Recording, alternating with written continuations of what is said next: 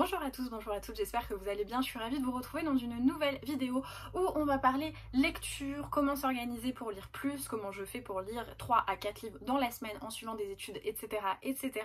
Alors effectivement, si vous me suivez depuis un petit moment, eh bien j'ai déjà répondu à cette question, mais je me réjouis de voir que vous êtes de plus en plus nombreuses et nombreux à arriver sur cette chaîne, à la découvrir, et du coup vous avez sans doute raté et pu manquer les vidéos où j'avais pu en parler. Donc en ce moment je reçois énormément de questions, que ce soit sur Instagram, que ce soit même par mail ou en commentaire, où on me demande comment je fais pour lire autant et quelles sont mes astuces pour lire un petit peu plus et intégrer la lecture dans son quotidien.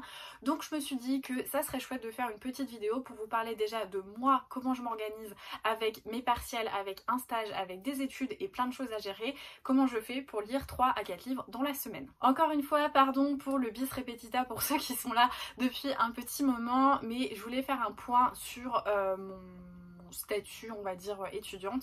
Je suis donc élève avocate, ce qui signifie que j'ai passé l'examen d'entrée pour les écoles d'avocats, donc c'est, on va dire, le concours qui vous permet d'accéder à cette profession. Ensuite vous avez 6 mois de cours à l'école d'avocat et 2 fois 6 mois de stage, l'un hors cabinet et l'un en cabinet. Donc moi je suis dans ma dernière partie de stage de 6 mois en cabinet d'avocat, et à l'issue de ce stage je vais passer le CAPA, qui est le certificat d'aptitude à la profession d'avocat, à l'issue duquel vous prêtez serment. Donc moi je suis en train de terminer mon cursus avocat et là donc je suis en stage. Alors j'ai 2-3 petits trucs à faire, j'ai des rapports de stage, de temps en temps j'ai des cours de l'école qui pop comme ça dans mon emploi du temps, vous l'avez vu, j'ai parfois même des partiels surprises, mais globalement je suis en période de stage. Comment du coup je m'organise pour la lecture? Voilà, je vais un petit peu le répéter, mais je pense que voilà, je vais tout condenser dans cette vidéo. Eh bien, première chose, je n'ai pas de télé. Voilà, donc ça peut paraître bête, mais moi je me suis rendu compte que on a des automatismes qui viennent assez rapidement, surtout des mauvaises habitudes, où on a tendance à allumer la télé, et parfois quand on a 10 minutes de battement entre 2 tâches à accomplir, soit on peut se perdre sur son téléphone, soit on peut se perdre en allumant la télé. On est très vite absorbé, Enfin, je veux dire, s'il y a des gens pour qui c'est le métier de faire en sorte que vous n'éteignez pas votre télé et que vous restez scotché à un programme, c'est qu'il y a des sciences, il y a des études par rapport à ça, et effectivement c'est pas de votre faute si vous restez scotché sur la télé, parce que c'est étudié pour ça.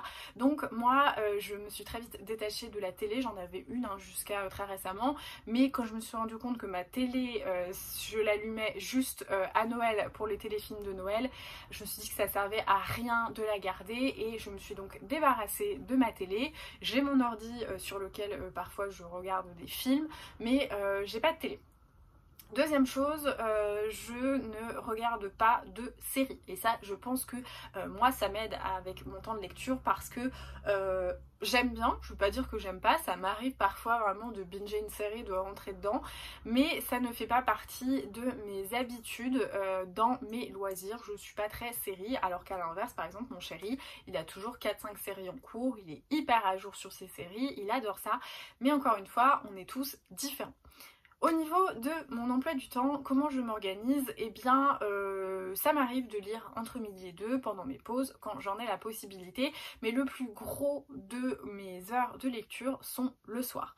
Et je vais caricaturer un petit peu, encore une fois, on n'est pas tous pareils, et vous faites peut-être pas tous la même chose, les gens qui me demandent comment je fais pour lire, mais par exemple, moi, le soir, le film de 21h devant la télé, il n'existe pas. Donc une fois que je rentre du boulot, ça m'arrive de rentrer tard, ça m'arrive de rentrer à 19h, de continuer de bosser jusqu'à 21h, j'ai quand même 1 heure de lecture dans la soirée, minimum.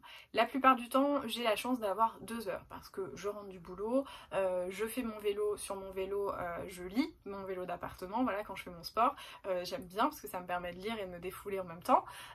Ensuite je vais prendre ma douche, je mange, et ensuite souvent de 20h30 à 21h30, 22h, j'ai la possibilité de lire.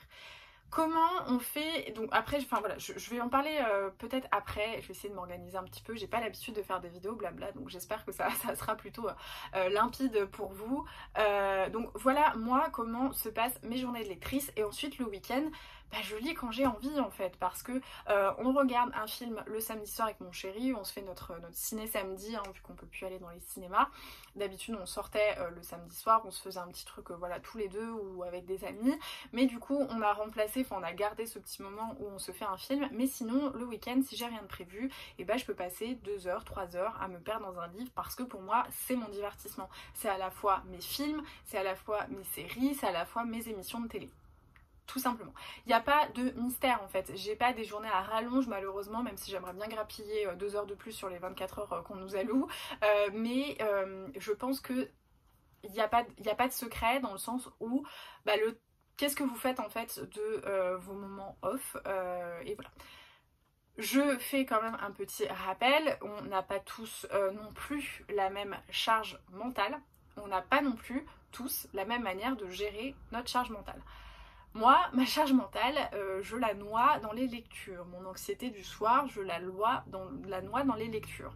Mais je suis bien consciente que si vous êtes maman, si vous avez 1 million de problèmes divers et variés, etc., parfois, on n'a pas envie. Et c'est pas grave en fait, il faut pas, voilà. Je suis pas en train de dire tout le monde peut se dégager du temps, etc. Non, en fait, il y a la possibilité effectivement de se dégager des créneaux, mais il y a des fois où c'est juste pas possible de s'en dégager. Et il faut pas non plus culpabiliser, et surtout avoir une forme d'envie et de dire moi je suis vraiment un mauvais lecteur parce que je lis pas autant qu'un tel. On a tous notre manière de gérer notre temps et notre charge mentale, et de le faire différemment. Donc vraiment, déjà, il faut pas se comparer, il faut faire ce qu'on peut, et ça je pense que c'est très très important. Maintenant je vais vous parler des petits tips, des conseils, des astuces que vous pouvez mettre en place pour essayer d'intégrer la lecture à votre quotidien. Et encore une fois, ça dépend. Ce que je vais dire, c'est pas des conseils qui sont universels. On n'a pas tous le même quotidien, on n'a pas tous la manière de gérer. Il y a des fois, on a juste envie de rentrer du boulot et d'avoir un néant comme ça, mental et intellectuel, où on pense à rien, on fait rien, on lit rien, on ne regarde rien. On a le droit au silence aussi, hein. Ça, je veux dire, c'est ok. Donc vraiment, c'est pas des injonctions universelles ce que je fais, j'essaie juste de vous montrer moi comment je lis, comment la lecture est dans mon quotidien, et qu'est-ce que vous pouvez faire à mon sens, encore une fois, pour essayer de lire un petit peu plus, puisque c'est les questions qu'on m'a posées. Quels sont tes conseils pour lire un petit peu plus? Premier conseil que je vous donnerais, c'est déjà d'identifier les moments où potentiellement vous pourriez lire. Donc si par exemple vous vous rendez compte qu'entre midi et 2, vous avez 30 minutes dans votre pause, si vous êtes dans votre bureau, ce matin on ne peut plus manger en collectivité avec le Covid, vous êtes dans votre bureau, vous vous rendez compte que 30 minutes, c'est pas assez, je sais pas, pour sortir, faire une balade, etc. Mais en même temps, c'est trop pour ne rien faire, et donc vous vous rendez compte que vous êtes sur votre téléphone comme ça, à scroller dans le vide, à regarder les applications où vous en avez strictement rien à faire, et c'est un petit peu du temps perdu. Ou alors le soir, vous vous rendez compte que vous mettez un programme télé random qui vous intéresse pas, et vous scrollez sur votre téléphone, etc. Ça, c'est quand même du temps où vous pouvez dire bon, là je pose mon téléphone et ce que je vais faire, ça va être de lire. Je pense qu'il faut identifier ça, identifier la possibilité qu'on a dans une journée de convertir du temps un petit peu perdu en temps de lecture. Pour les gens qui ne lisent pas, moi je pense que c'est important. Alors peut-être que ça paraît absolument ridicule ce que je suis en train de dire, mais 30 minutes de lecture, c'est 30 minutes qui vous permettent d'avancer dans un livre en fait, et vous n'êtes pas obligé. Moi je pense qu'il faut, alors je le pense et j'essaye de me l'appliquer à moi-même, mais il faut pas non plus essayer de sacraliser le moment de lecture. Oui, effectivement, dans mon quotidien, j'aimerais avoir 1 heure, 2 heures, 3 heures, où je me fais un thé, un petit plateau avec des biscuits, où tout est cosy, etc. pour pouvoir lire, mais c'est pas toujours possible. C'était possible à un certain moment de ma vie, de mes journées. Là en ce moment c'est plus le cas. Et c'est pas grave, il faut convertir le temps qu'on peut convertir, et c'est tout. Donc pour moi, identifier ce temps de lecture, c'est assez important. Ensuite, c'est vous séparer pendant ce moment de votre téléphone. Alors moi je l'ai déjà dit, je n'ai aucune notification sur mon téléphone qui vienne comme ça m'absorber à ce que je suis en train de faire, puisque mon téléphone est en full silencieux. que ce soit mes SMS, mes appels, bon alors c'est problématique parce que j'aurai toujours les appels de tout le monde, mais je décide de consulter mon téléphone quand je le souhaite. Il n'y a rien qui vibre, il n'y a rien qui bip, il n'y a rien qui sonne, je suis toujours en silencieux. J'ai pas les notifs Instagram qui s'affichent sur mon profil, j'ai pas les notifs Facebook qui s'affichent pareil sur mon écran de veille, j'ai juste les SMS et le téléphone, mais sinon c'est moi qui décide d'aller consulter mon téléphone quand j'ai envie de le faire. Il n'y a rien qui vient me dire eh oh coucou, viens regarder ce qui se passe, etc. Donc oui, en fait elle s'affiche, mais c'est moi, par exemple, quand je suis en train de faire une tâche, au bout d'un moment je vais prendre mon téléphone, je vais le retourner pour regarder et là je vais voir j'ai des notifications, mais sinon rien ne m'alerte. Et ça je pense que c'est très important parce que quand on commence à lire, qu'on n'a pas cette habitude comme des lecteurs je veux dire habituels, eh bien on a tendance à être très vite déconcentré parce que ça reste une tâche du cerveau et le cerveau, s'il a une difficulté, s'il a besoin d'appréhender, et ben il se déconcentre et à certains moments de la journée on est plus ou moins déconcentré, comme quand on travaille, comme quand je sais pas on joue, enfin j'en sais rien, mais donc pour moi c'est hyper important d'éviter ces nuisances qui vraiment nous appellent et nous arrachent à ce qu'on est en train de faire, parce que vous pouvez comme ça très vite galérer, hein. Vous lisez une page, bip, vous avez un SMS, hop vous répondez, bip, et en fait le truc c'est que vos 30 minutes de lecture se sont transformées en 10 minutes parce qu'une fois que votre téléphone est ouvert, oh bah tiens il y a une autre notif, etc. Donc voilà, pour moi c'est super important quand on commence, qu'on a la volonté de lire, d'intégrer la lecture dans son quotidien, d'essayer d'identifier et en plus de ça de limiter les nuisances. Et ça je pense que c'est hyper important de le faire. Ensuite, pour moi, si vous avez, comment dire, si vous n'êtes pas régulier, ou en tout cas que vous aimeriez l'être un petit peu plus, et qu'en plus de ça, vous avez du mal à lire, que vous avez envie, vous avez la volonté, mais pour vous c'est pas naturel, vous galérez un peu, une fois vous lisez 50 pages, vous laissez le bouquin pendant je sais pas une semaine, vous y revenez, et du coup vous n'êtes jamais vraiment dans un livre parce que vous n'arrivez pas à vous mettre dedans, imposez-vous des quotas de lecture. Alors, comme ça peut être bizarre, mais il faut savoir que l'humain, l'homme, je crois qu'il faut 12 semaines pour intégrer une routine inviolable dans votre quotidien. Et par cela, je vais prendre l'exemple un petit peu bête du brossage de dents le matin. Alors j'ose espérer que tous les gens qui me regardent se brossent les dents le matin, parce que sinon du coup mon exemple tombe à l'eau et je suis très contente d'être en caméra par rapport à vous et pas en face à face. Mais le brossage de dents, on est habitué à le faire depuis qu'on est enfant, etc. Si jamais je ne le fais pas, moi ma journée elle est bloquée. Enfin je veux dire, pour moi c'est impensable de ne pas me brosser les dents le matin. Donc ce que je veux dire par là c'est que ma routine elle est totalement ancrée en moi. C'est quelque chose de naturel, intuitif. Et bah pour moi la lecture c'est exactement la même chose. Si je ne lis pas dans la journée, si je n'arrive pas à me dégager même 30 minutes de lecture, j'ai un manque. Alors ça peut être une routine ou une drogue, hein, c'est à vous de voir. Mais en tout cas, il faut, pour ma journée, le soir par exemple, pour décompresser, j'ai besoin de lire 30 minutes. Et donc, c'est en ça que plus vous serez régulier, plus vous allez intégrer la lecture à votre routine et plus ça va devenir un automatisme naturel où vous n'aurez pas l'impression de dire bon allez il faut que je prenne un livre, il faut que je lise, etc. Ce sera plus il faut, ça sera un besoin, une envie, quelque chose de naturel. Et pour ça, il faut s'imposer une régularité. Alors, ça c'est quelque chose que j'ai expérimenté en créant mon challenge de lecture, donc des pavés classiques, donc l'empoche classique, où il y a beaucoup de filles qui me disaient oh, un livre de 900 pages en un mois, c'est pas possible, je ne pourrais pas le lire. Et ce que j'ai fait, c'est que j'ai fait des découpages de manière à pouvoir lire 20 pages par jour. 20 pages par jour, même si on lit pas beaucoup, c'est faisable pour tout le monde, parce que le temps que vous traînez sur votre téléphone, regardez hein, dans votre application téléphone le nombre de temps que vous passez sur les applications. Regardez parfois quand vous allez aux toilettes, c'est un peu bête de dire, mais effectivement, hein, s'il y a des magazines et tout dans les toilettes, c'est que ça peut arriver ce genre de choses.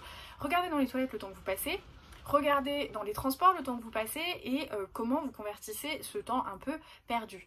Et bah vous allez vous rendre compte que 20 pages c'est 15, 20, 30 minutes. Alors moi il faut savoir que mon rythme de lecture c'est que je lis à peu près 100 pages par heure. Donc 50 pages c'est 30 minutes, donc 25 pages ça va être 15 minutes. Mais vous n'allez pas avoir le même rythme que moi si vous lisez pas beaucoup parce que le cerveau ça reste un muscle, plus vous lisez, plus vous lisez vite et donc plus votre quota augmente. Donc même si 25 pages, c'est 30 minutes.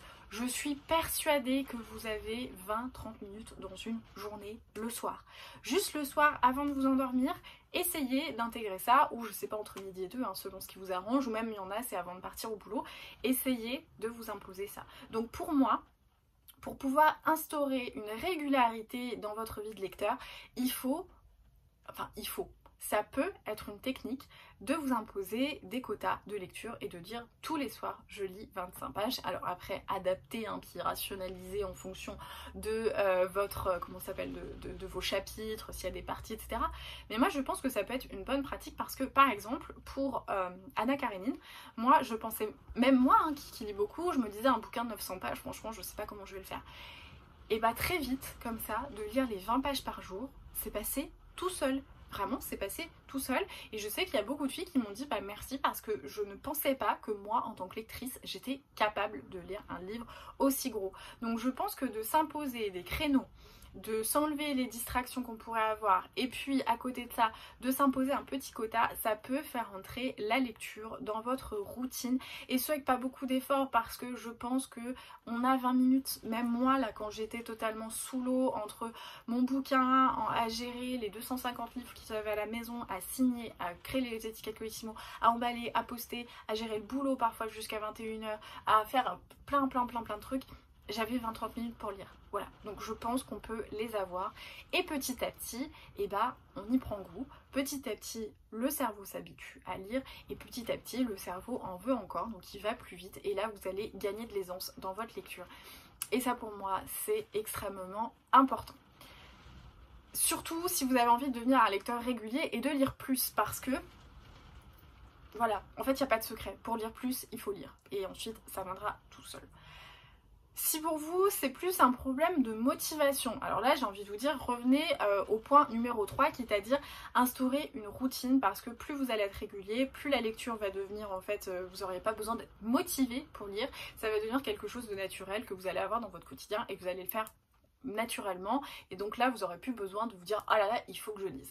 Donc si votre souci quand même ça reste un problème de motivation, ou en fait vous êtes plein de bonne volonté et vous abandonnez, vous vous dites ouais c'est super bien les quotas, mais là je l'ai fait pour un livre et en fait ça fait une semaine que j'ai pas repris de livre, alors déjà constituez-vous une petite pile à lire. Moi je pense que la petite pile à lire ça peut être pas mal pour essayer de se donner comme ça un petit peu un challenge. Alors effectivement, vous n'allez pas faire une pile à lire à rallonge si vous ne lisez pas. Mais par exemple, choisir 2 livres au début sur un mois, en essayant d'adapter en fonction de la longueur et tout ça, ça peut être un premier temps pour pouvoir commencer à lire petit à petit, et vous verrez qu'en plus de ça vos quotas journaliers ils vont être plus gros parce que vous allez prendre de l'aisance dans la lecture, vous allez lire plus vite et du coup vous aurez plus de bouquins sur le mois, et je pense que c'est comme ça. Il n'y a pas de secret, vraiment, ça il faut quand même le savoir, il n'y a pas de secret pour lire plus vite. Moi je ne lis pas en diagonale, je n'ai jamais pris le temps de savoir ce que c'était que ces méthodes de techniques de lecture rapide, je veux pas. Pour moi la lecture ce n'est pas une consommation, je ne cherche pas à lire 3-4 livres par semaine exprès pour je ne sais quelle raison suprême. Je n'ai pas envie d'engloutir des livres le plus rapidement possible. Il y a des livres qui font 500 pages que je peux engloutir en une journée parce que je suis à fond dedans, et là j'ai un livre qui est juste ici qui faisait 230 pages et je l'ai lu avec une lenteur colossale. Donc vraiment ce n'est pas une quête à l'engloutissement le plus rapide possible de la lecture. Donc ça, il faut quand même bien le rappeler. Donc quand je dis que votre cerveau va lire plus vite et va s'adapter, c'est juste dans le côté, l'évolution naturelle des choses. Donc je pense que il faut se dire qu'il n'y a pas de secret, vraiment, il n'y a pas de secret. Pour lire un peu plus, il faut lire, tout simplement. Et pour lire, il y a tous ces exemples de quotas que vous pouvez instaurer, de quotas journaliers, d'identification des heures et tout ça. Mais il n'y a pas de secret. La chose par contre que je peux peut-être vous conseiller, moi je sais que ça va être pas mal ma maman qui lit pas beaucoup, et ça je vais installer. Moi j'utilise l'application Goodreads, vous avez mon pseudo en barre d'infos, je le laisse tout le temps par ici. J'aime beaucoup cette application parce qu'elle me permet de référencer mes livres, de les noter, de voir mon évolution et de me fixer un petit challenge à l'année. Alors Moi je suis pas non plus une psychorigide du nombre de livres lus en fait en une année, c'est plus pour voir comme ça. Souvent je me fixe un challenge de 100 livres par an parce que je sais que j'en lis à peu près 100. Voilà, par exemple l'année dernière je crois que j'en ai lu 140, j'ai pas rechangé mon challenge en cours de route en me disant oh là là peut-être que je vais pouvoir arriver à 200 livres et tout ça, je m'en fiche en fait, je lis mais c'est juste que j'aime bien voir l'évolution de mon quota, voilà c'est mon petit truc. Et sur Goodreads vous pouvez avoir aussi une fonction de lecture, comment on appelle ça, de progression de lecture en fait. Je sais pas si je vais essayer de vous mettre un petit truc là pour que vous voyez un peu l'interface. Alors moi je suis pas du tout sponsorisée par Goodreads, hein, je vous le dis tout de suite, mais c'est l'application que j'utilise. Alors je sais qu'il y a aussi Livre Addict, Babelio, Glyph. Je crois que ma copine Cécilia utilise Glyph, mais je suis pas sûre. Mais en tout cas, dans ces applications, vous pouvez mettre les livres que vous avez lus, les livres que vous êtes en train de lire, les livres de votre pal, les livres de votre wishlist, enfin tout ce que vous voulez. Et moi sur Goodreads, ce que j'aime bien, c'est que vous avez un petit truc qui est marqué Update Progress. Et là-dedans, vous scannez votre livre, il est référencé, vous le mettez que vous êtes en train de le lire. Et en fait, par exemple, je sais pas, c'est un soir, le livre il fait 200 pages, j'en ai lu 50 pages, donc je rentre 50 pages dans ma jauge de progression, et là je vois, vous avez lu 25% du livre. Et c'est bête, mais moi, je suis trop contente, quoi.